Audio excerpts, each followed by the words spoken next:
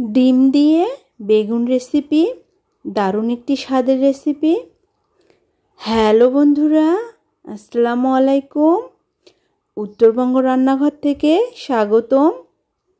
আমি আজকে আপনাদের সঙ্গে ডিম দিয়ে বেগুনের রেসিপি শেয়ার করব। চলুন তাহলে দেখানো যাক। চুলায় একটি কড়াই বসিয়ে দিয়েছি। এখানে আমি সরিষার তেল দিয়ে দিচ্ছি 1 টেবিল চামচ। এখন আমি ডিমগুলো দিয়ে দিব, গোটা গোটা ডিমগুলো দিয়ে দিচ্ছি। আমি আগে থেকেই সিদ্ধ করে রেখেছিলাম। এগুলো এখন খুব ভালো করে ভেজে নিব।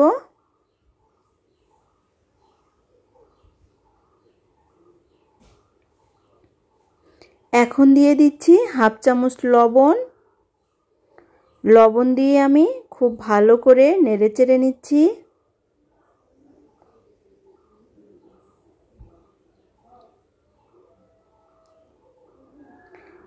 ডিমগুলো একটা কালার আসা পর্যন্ত ভেজে নিতে হবে।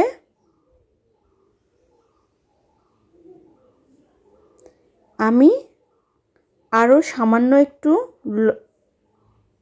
তেল দিয়ে দিচ্ছি।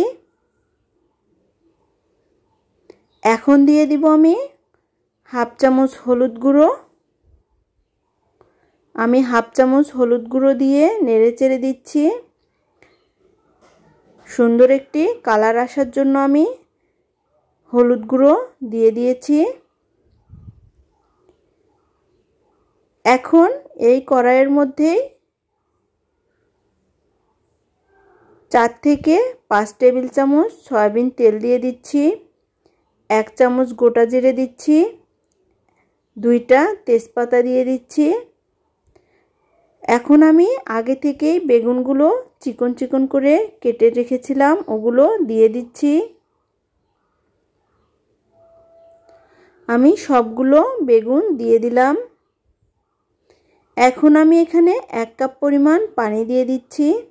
এখন দিচ্ছি 1/2 চামচ লবণ, 1 কাপ পরিমাণ পেঁয়াজ কুচি, 1 চামচ শুকনো মরিচের গুঁড়ো, 1/2 চামচ ধনিয়া গুঁড়ো, 1 চামচ জিরার গুঁড়ো দিয়ে দিচ্ছি। আর দিয়ে দিচ্ছি স্বাদ মতো লবণ। এখানে আমি 1 চামচ লবণ দিয়ে দিয়েছি। এখন মশলার সঙ্গে বেগুনগুলো খুব ভালো করে মিশিয়ে নিব।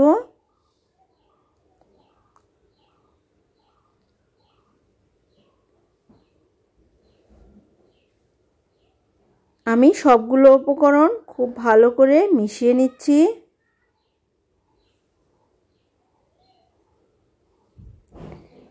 এখন আমি এই বেগুনগুলো কষিয়ে নিব। এর জন্য একটি ঢাকনা দিয়ে 5 মিনিটের জন্য ঢেকে রাখব। 5 মিনিট পর ফিরে আসলাম।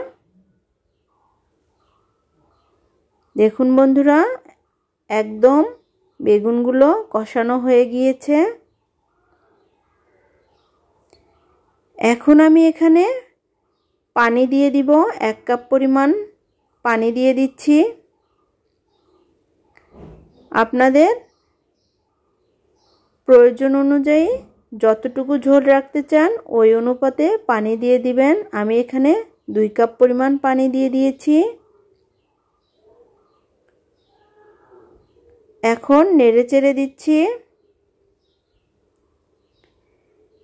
প্রায় হয়ে এসেছে। এখন আমি গোটা গোটা ডিমগুলো যে ভেজে রেখেছিলাম ওগুলো দিয়ে দিচ্ছি।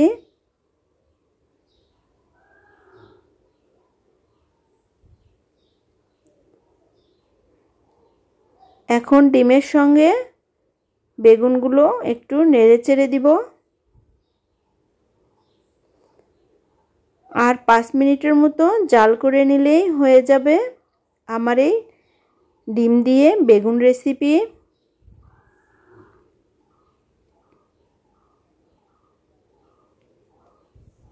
এখন আমি চুলা থেকে নামিয়ে নিব।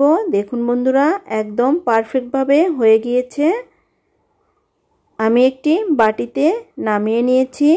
কত সহজভাবে আমার এই রেসিপিটি হয়ে গেল, আর খেতেও ভীষণ মজার লাগে। আপনারা এভাবে রান্না করে খেয়ে দেখবেন কতটা মজার হয়ে থাকে, কতটা টেস্টি হয়ে থাকে। ভিডিওটি যদি ভালো লাগে তাহলে অবশ্যই একটি লাইক, কমেন্ট, শেয়ার করবেন এবং সাবস্ক্রাইব করতে ভুলবেন না।